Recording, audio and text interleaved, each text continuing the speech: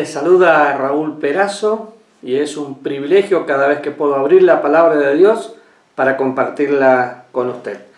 La semana anterior empezamos a hablar de cómo vivir en libertad y definimos la palabra perdón. Hoy vamos a descubrir el precio del perdón.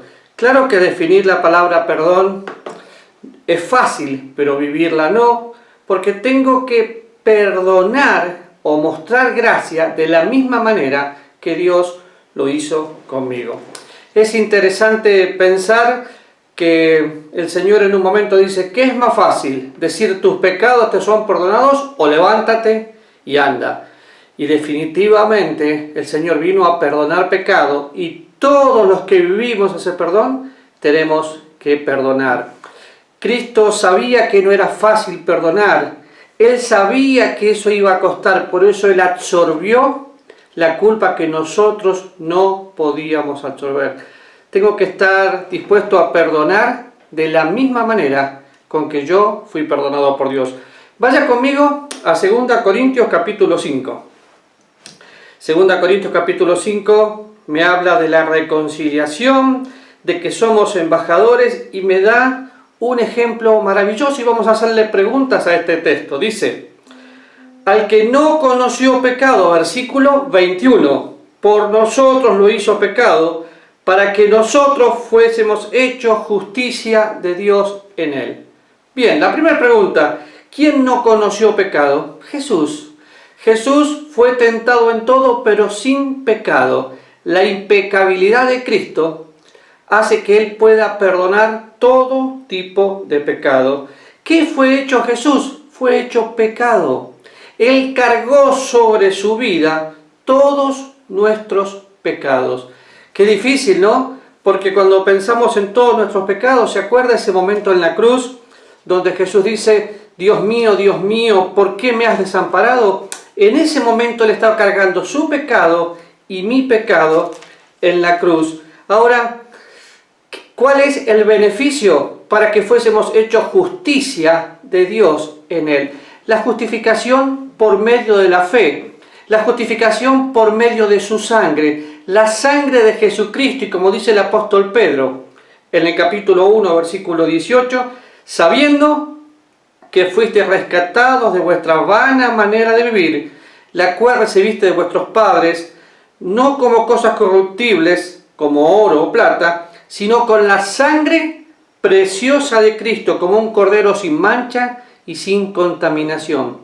Así que el perdón depende de una persona, esa persona es Cristo, pero ese perdón tuvo un precio y ese precio es la preciosa sangre de Jesús. ¿Hasta qué punto tengo que estar dispuesto a perdonar? De la misma manera que Dios me perdonó. Entonces, si va siguiendo un poquito el hilo, todos nosotros en algún momento tenemos que encontrar el perdón de Dios por medio de Cristo Jesús para poder nacer de nuevo. Cuando nazco de nuevo me convierto en un perdonado para poder vivir en ese perdón. Y podemos ver el perdón de dos maneras: el perdón que tengo judicialmente y me declara justo, y el perdón que tengo de papá, ese perdón paternal. Ahora, cuando descubrimos que el precio del perdón es la sangre de Cristo, tengo que desarrollar la práctica del perdón. Al pensar en desarrollar la práctica del perdón, le voy a dar algunas alternativas que nosotros a veces no queremos hacer. Por ejemplo, devolver con la misma moneda. Ah, Señor, tuya es la venganza. El Señor es muy claro cuando dice que mientras dependa de mí, debo estar en paz con todos los hombres. Y no me tengo que preocupar yo. Él se preocupa por mí. Y dice: si es posible, en cuanto dependa de vosotros, estad en paz con todos los hombres. No os venguéis vosotros mismos, amados míos, sino dejad lugar a la ira de Dios. Porque escrito está: mía es la venganza, yo pagaré, dice el Señor. Y si tu enemigo tuviere hambre, dale de comer, y si tuviere sed, dale de beber, pues ascuas de fuego amontonarás sobre él. No seas vencido de lo malo, vence con el bien el mal. ¿Qué hago para poder perdonar? Una buena acción a favor de mi hermano. La otra circunstancia que a veces tenemos, sí, voy a perdonar pero no puedo olvidar. El perdón implica olvido. Simplemente déjeme pensar con usted, ¿qué pasaría si el Señor Jesús le reclamaría a usted por cada pecado que usted cometió? Pero Dios dice, pecado perdonado, pecado olvidado, y Él echa en el fondo del mar todos nuestros pecados. ¿Por qué? Porque por su gracia fuimos salvos y rescatados. ¿Para hacer lo que quiero? No, la sangre de Cristo no es para pisotear, es para amar. Ahora fíjese, el apóstol Pablo, escribiendo a los hebreos, dice otra vez, seguid la paz con todos y la santidad, sin la cual nadie verá al Señor. No está hablando de pérdida de salvación, está hablando de disfrutar la gracia de Dios y de tener paz para con todos mientras dependa de mí.